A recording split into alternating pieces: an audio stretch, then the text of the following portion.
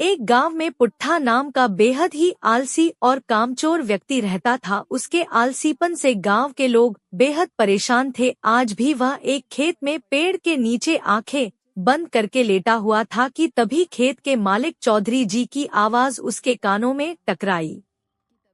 यहाँ क्या कर रहा है पुट्ठा? तुझे मैंने यहाँ काम पर रखा है या आराम करने के लिए? हैं? कौन है भाई जिसने मुझे सपनों से जगा दिया? अरे अपनी सोई हुई आंखें फाड़ कर तो देख, मैं हूँ इस खेत का मालिक।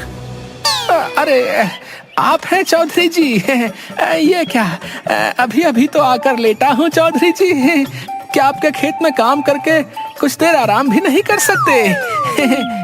पिछले 3 घंटों से तुझे इसी पेड़ के नीचे लेटा देख रहा हूँ। बाकी सब लोग मेहनत से फसल काटने में जुटे हुए हैं और तू तो यहाँ पर ऐसे आराम कर रहा है जैसे कि तू इस खेत का मालिक हो। चिंता मत कीजिए चौधरी साहब, एक दिन वो भी आएगा जब मैं तुम्हारे जैसे न जाने कितने खेतों का मालिक बनूंगा। दरअसल बात यह है कि ये छोटे मोटे काम मेरे लिए नहीं बने हैं, मैं कुछ बहुत बड़ा करने के लिए बना हूँ। हाँ पुट्ठा, मैं तो तुझे धक्के देकर उसी दिन निकाल देता जिस दिन मैंने तुझे काम पर रखा था, मगर क्या करूं, तेरी पत्नी के आंसू देखकर मैं पिघल गया। लेकिन अब मैं और ज्यादा तुझे बर्दाश्त नहीं कर सकता।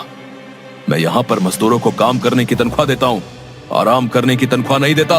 ठीक है, अगर आप मुझे काम पर नहीं रखना चाहते तो मुझे कोई फर्क नहीं पड़ता, लेकिन 10 दिन जो मैंने जी तोड़ करके मेहनत की है उसके पैसे तो मुझे दे दो। तेरा दिमाग तो ठीक है पुट्ठा, पिछले 10 दिनों में तूने 12 घंटों में 12 मिनट भी काम नहीं किया। किस बात के पैसे? देखो चौधरी, किसी गरीब को दबाना अच्छी बात नहीं होती। अरे आपने फिल्मों में नहीं देखा क्या, जब भी कोई अमीर आदमी किसी व्यक्ति को उसकी तनख्वाह नहीं देता था तो वो गरीब डाकू बन जाता था। भाई पुट्ठा की बात सुनकर चौधरी हंसने लगा। डाकू बनने के लिए भी बहुत मेहनत लगती है पुट्ठा, पता है तुझे? बंदूक उठानी पड़ती है, घुड़सवारी करनी पड़ती है। तुझसे तो वो भी नहीं होगा। इससे पहले कि मैं तुझे धक्के देकर यहाँ से निकाल दूं, सीधी तरह से यहाँ से मेरी आंखों के सामने से दूर हो जा। चौधरी का गुस्सा देखकर पुट्ठा डर गया और चुपचाप अपने घर चला गया।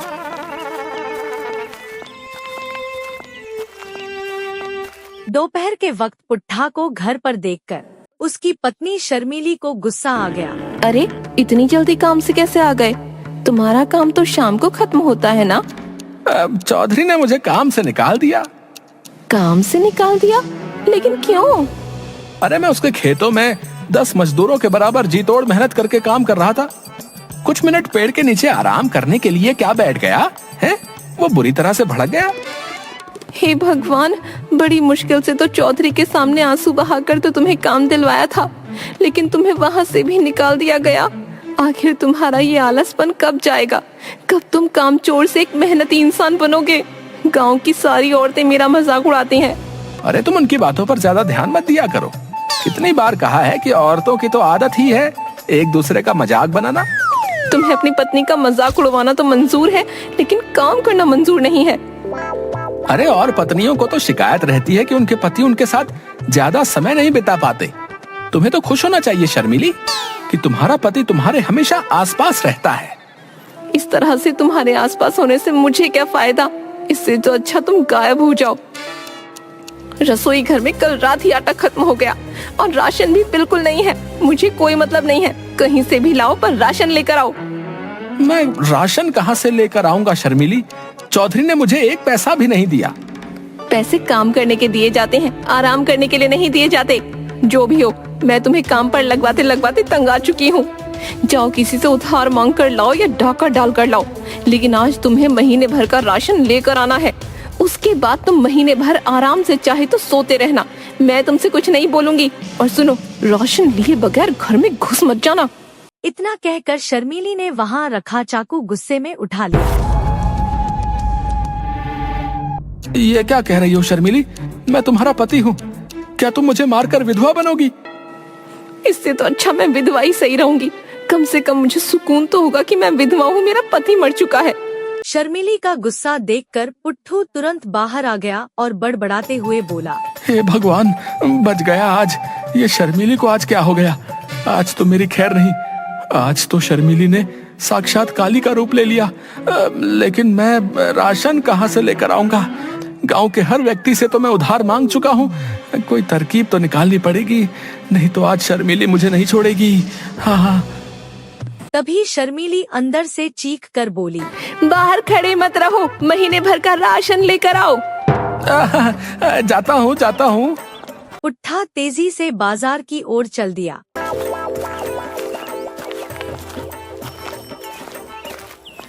मगर कुछ ही दूर जाकर वह थक गया।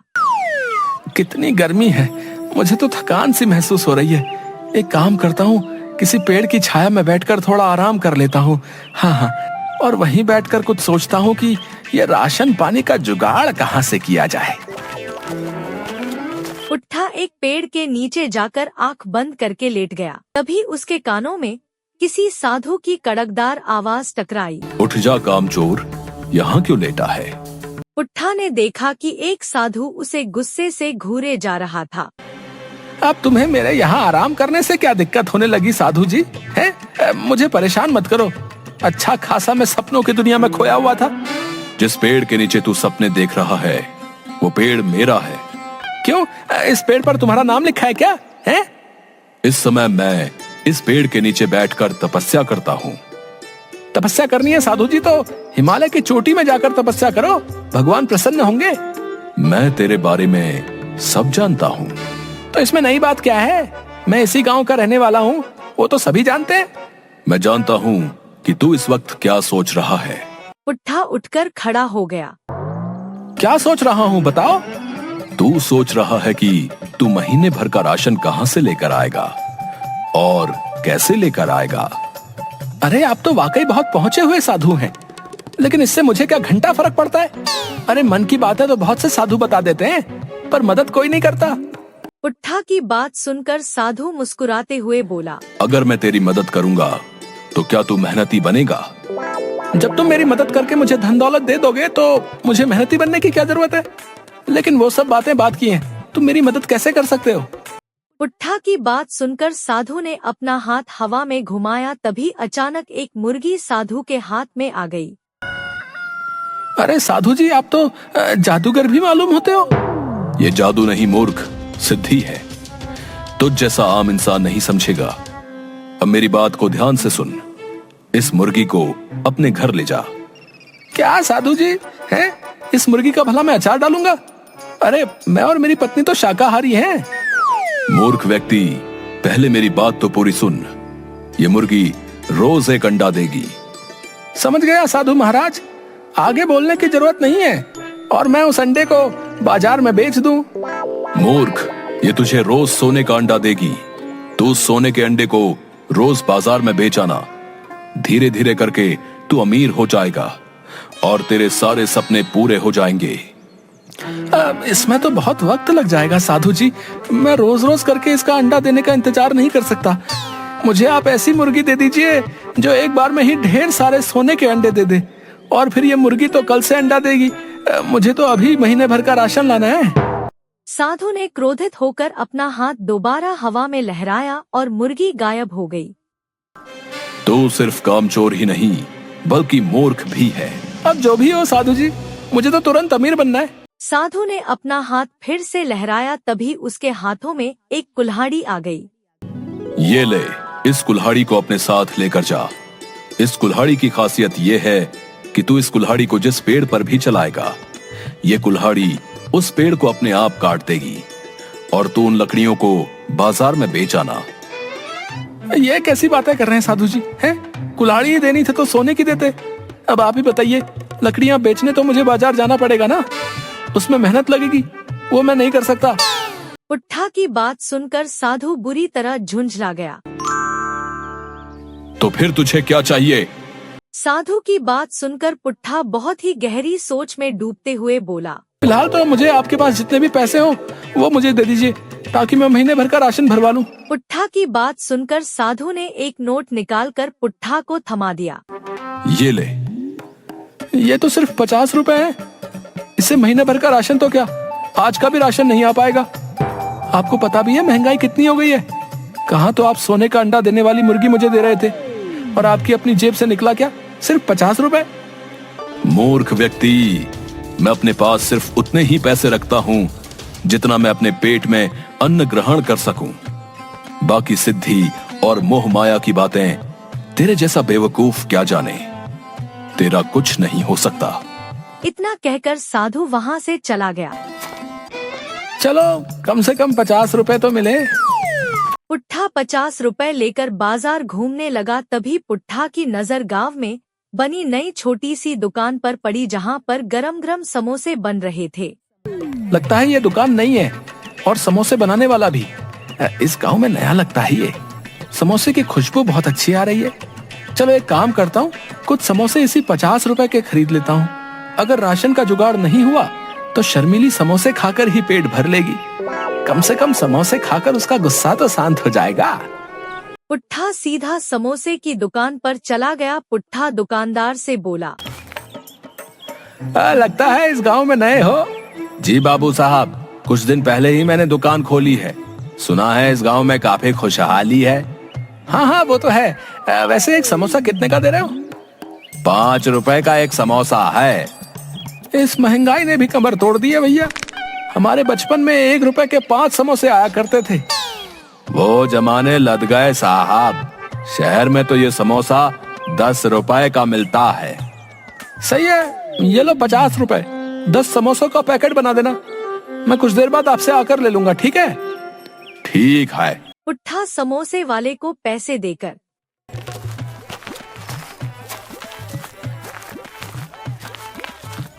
बाजार में इधर उधर नजर दौड़ाने लगा। तभी उसकी नजर एक राशन की दुकान पर पड़ी। पुट्ठा उस दुकान में घुस गया। ये लो झोला और महीने भर का राशन भर दो और पैसे हिसाब में लिख लेना। मैं अगले महीने दे दूंगा, ठीक है? तेरा दिमाग तो ठीक है पुट्ठा, हैं? अबे तूने तो पिछली उधारी ही नहीं चुकाई। पिछले 6 महीने से तू मुझसे यही कह रहा है कि कल दे दूंगा, कल दे दूंगा। मेरे पैसे देना तो दूर, तू उल्टा उधार मांगने वाला चला आया। भाग यहाँ से। अरे अगर राशन नहीं देना तो अकड़ क्यों रहे हो भैया? हैं? आपको किसी गरीब की बेइज्जती करते हुए शर्म नहीं आती?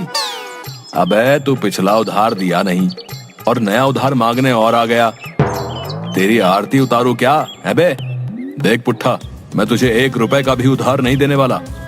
सबसे पहले पिछली उधारी चुका और उसके बाद जो भी सामान खरीदना है नगद खरीद।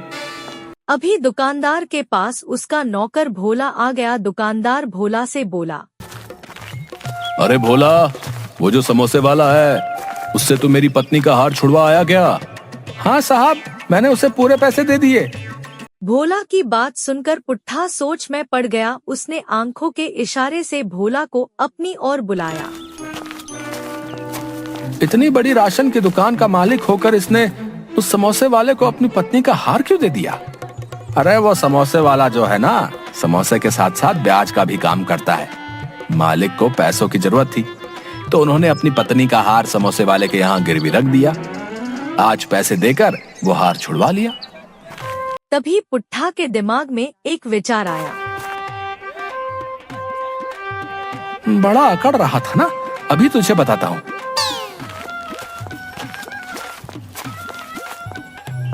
पिछली उधारी कितनी थी मेरे ऊपर? सब मिलाकर पूरे 5000 रुपए। मैं जानता था तुम मुझे उधार नहीं दोगे, इसीलिए मैं अपनी पत्नी की अंगूठी चुपके से ले आया था और मैंने उसे 10,000 रुपए में समोसे वाले के पास गिरवी रख दिया था। तुम एक काम करो, पूरे 5,000 रुपए का राशन मुझे दे दो और अपने नौकर भोला को मेरे साथ समोसे वाले के यहाँ भेज दो। मैं समोसे वाले से पैसे दिलवा लूंगा। पुट्ठा की बात सुनकर दुकानदार सोच में पड़ गया। तेरी बीवी के पास सोने की अंगूठी कहाँ से आई बे? अरे मैं कामचोर हूँ, लेकिन मेरी बीवी अच्छे परिवार की है। उस बेचारी को तो पता भी नहीं है कि मैंने उसकी अंगूठी गिरवी रख दी है। दुकानदार ने पुट्ठा की बात पर यकीन कर लिया और पूरे 5,000 का राशन उसे दे दिया और भोला को पुट्ठा के साथ भेज दिया।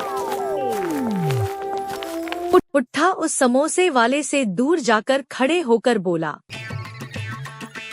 अरे समोसे वाले भैया। जी भैया। वो 10 का पैकेट तुम भोला को दे देना। ठीक है भैया। भोला ने समझा पुट्ठा 10,000 रुपए की बात कर रहा है। पुट्ठा भोला से बोला, 10 का पैकेट ले अपने मालिक के मुंह पर मार देना।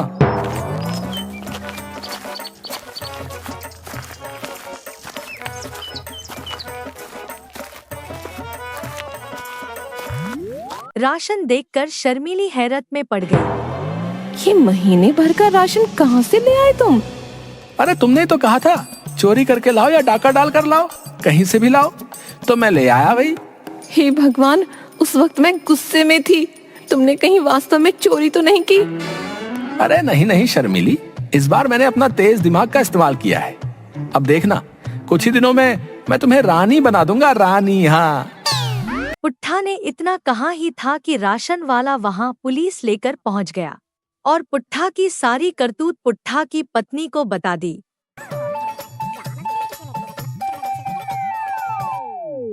रे लोगों को बेवकूफ बनाता है बे। चल थाने ले जाकर तेरी वो पिटाई करूंगा कि तू लोगों को बेवकूफ बनाना भूल जाएगा। मुझे माफ कर दो थानेदार साहब, मैं आइंदा ऐसी हरकत नहीं करूंगा। रे तुम माफी के लायक नहीं है, तू एक शातिर ठग है।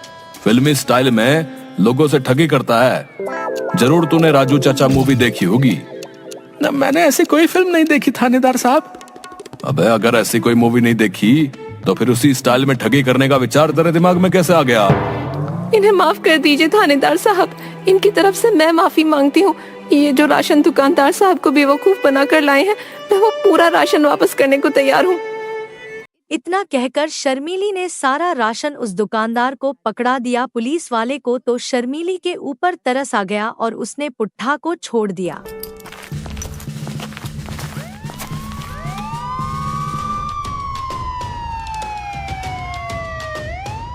देखा तुमने, अब तो पुलिस भी हमारे दरवाजे पर आ गई।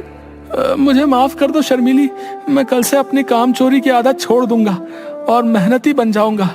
इससे अच्छा तो मैं उस साधु की बात मान लेता तो मैं ज्यादा फायदे में रहता।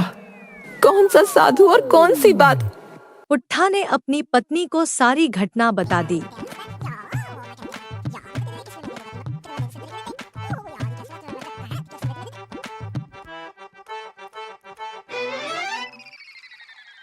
साधु ने बिल्कुल सही कहा था, तुम वाकई एक बेवकूफ आदमी हो। अपने नाम के मुताबिक पुट्ठा के पुट्ठा ही रहोगे। उस रात पुट्ठा और शर्मीली दोनों भूखे ही सो गए। अगली सुबह शर्मीली जब आंख खोलती है तो शर्मीली ने देखा कि उसके बगल में कुछ पैसे रखे हुए थे। शर्मीली ने तुरंत अपने पति पुट्ठा को उठाया। ये पैसे कहाँ से आए? पैसों को देखकर पुट्ठा सोच में पड़ गया। तभी सामने वही साधु प्रकट होकर बोला, ये पैसे मैंने रखे हैं बेवकूफ, क्योंकि तूने मुझसे पैसे ही मांगे थे। चाहता तो मैं तुझे सोना चांदी भी दे सकता था, लेकिन उससे तू और कामचोर हो जाता। इन पैसों से अपने घर का महीने भर का राशन ले आना और इनमें से जो कुछ पैसे बचेंगे तो उन बचे हुए पैसों से कोई छोटा मोटा कारोबार कर लेना और मेहनत से पीछे मत हटना। मुझे माफ कर दीजिए साधु महाराज, मैं मेहनत से अब पीछे नहीं हटूंगा। हाँ। साधु मुस्कुराता हुआ वहां से गायब हो गया और पुट्ठा देखते ही देखते मेहनती और एक सफल कारोबारी बन गया। कुछ ही सालों में वह गांव का सबसे अमीर आदमी बन गया। आज पुट्ठा की गिनती सफल व्यापारियों में होती है। प्लीज वीडियो को लाइक करें और चैनल को सब्सक्राइब करें। धन्यवाद।